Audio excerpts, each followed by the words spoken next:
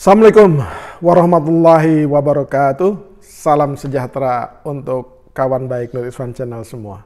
Salam menjernihkan pikiran dan menebar kebaikan. Kawan baik, survei terakhir menunjukkan angka yang makin dinamis. Ya, Pak Prabowo itu mulai menyalip Ganjar Pranowo. Bahkan di beberapa survei perbedaannya ya cukup signifikan. Dan selain itu, ya Mas Anies di beberapa survei terakhir itu memang menempati urutan ketiga.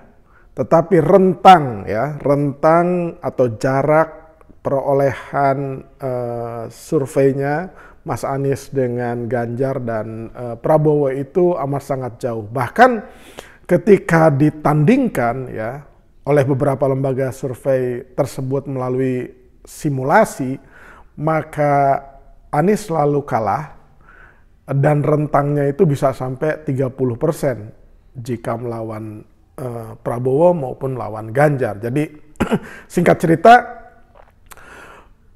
Anies berat untuk menang, Anies lemah, dan Anies berat untuk memasuki putaran kedua apabila hanya 3 calon ini yang bertanding. Kira-kira itu kesimpulannya, ya kan?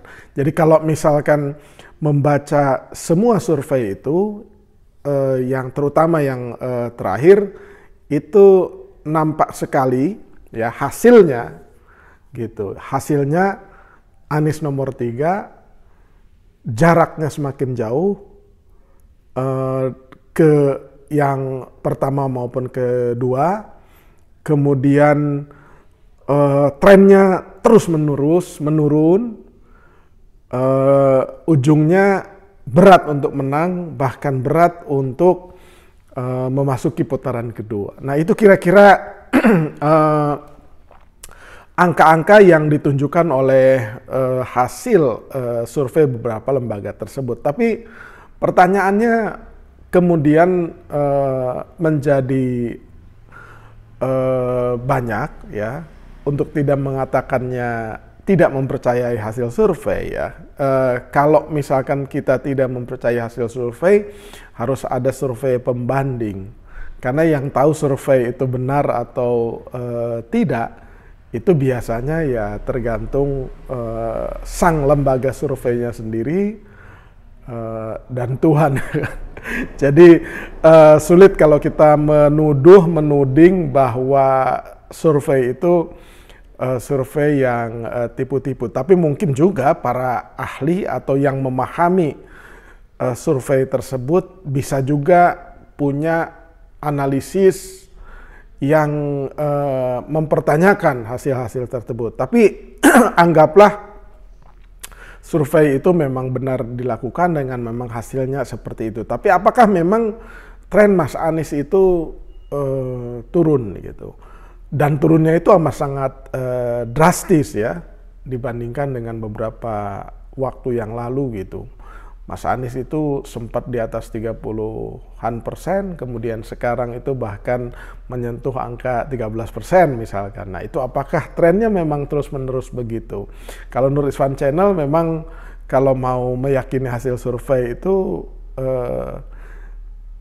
bertanya beberapa teman lembaga survei ya kan, untuk melihat hasilnya yang real atau membayar sendiri survei tersebut dan meminta lembaga survei itu yang kita tunjuk misalkan itu untuk menyajikan data yang benar dan akurat. Ya bukan berarti lembaga survei yang melakukan sekarang ini tidak benar, saya tidak ingin mengatakannya seperti itu, kan sulit sekali menemukan bukti bahwa itu survei tidak benar. Tapi yang pasti memang ada dugaan, ada perasaan. Jadi kalau kita mengibaratkannya begini, jadi Mas Anies ini memang dianggap bukan calon yang dikehendaki. Ada yang menganggap dari bagian rezim koalisi pemerintah ini bukan calon presiden yang dikehendaki. Makanya selalu ramai, kalau udah menyangkut pencapresan Anies itu selalu ramai gitu. Nah, Jadi ada upaya, misalkan dugaan-dugaan ada upaya penjagalan. Ya, penjagalan itu melalui berbagai cara supaya Anies tidak maju. Dicari-cari berbagai kasusnya. Yang paling besar isunya misalkan itu kasus Formula E. Tapi seiring waktu, karena tidak ditemukan bukti-bukti yang mendukung terjadinya korupsi di Formula E yang dilakukan oleh Anies Rashid Baswedan, nah itu tidak berlanjut, bahkan menyisakan konflik di internal KPK tersebut ketika ada pemaksaan. Itu kabar yang beredar di masyarakat.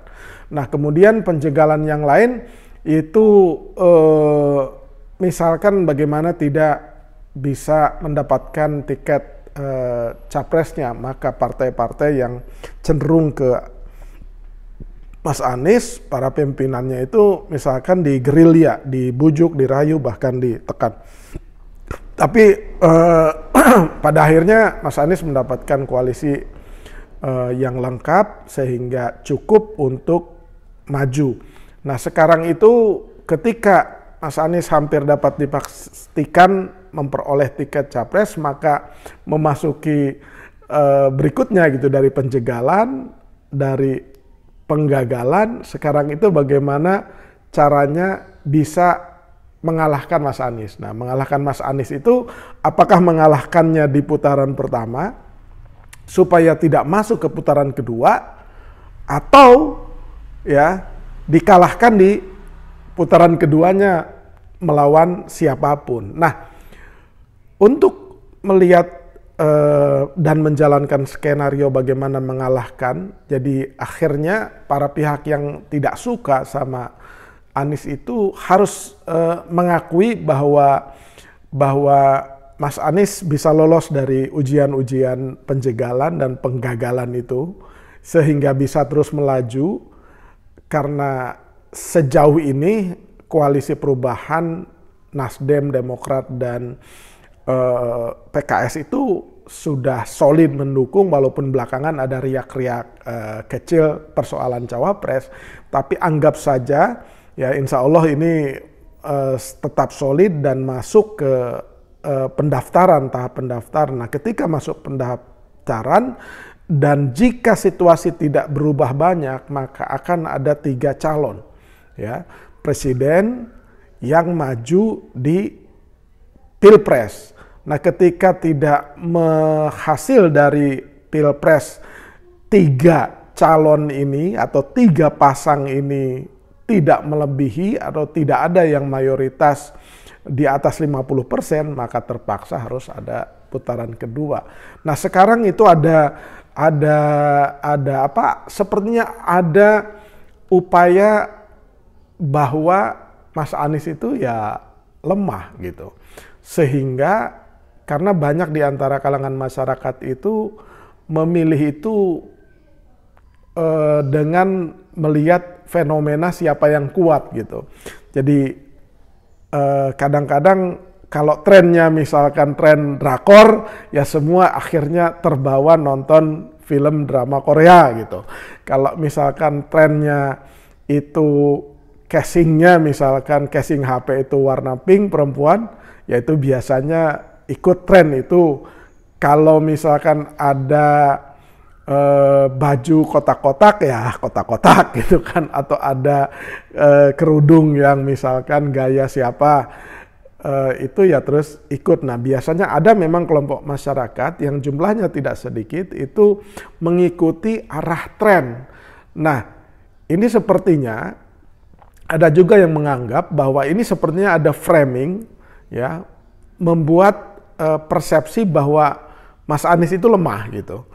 Sehingga yang tadinya apresiasi tinggi dan mulai menengok Mas Anies karena dianggap Mas Anies itu lemah, maka kecenderungan kelompok itu nanti berpindah kepada yang kuat ya. Yang kuat itu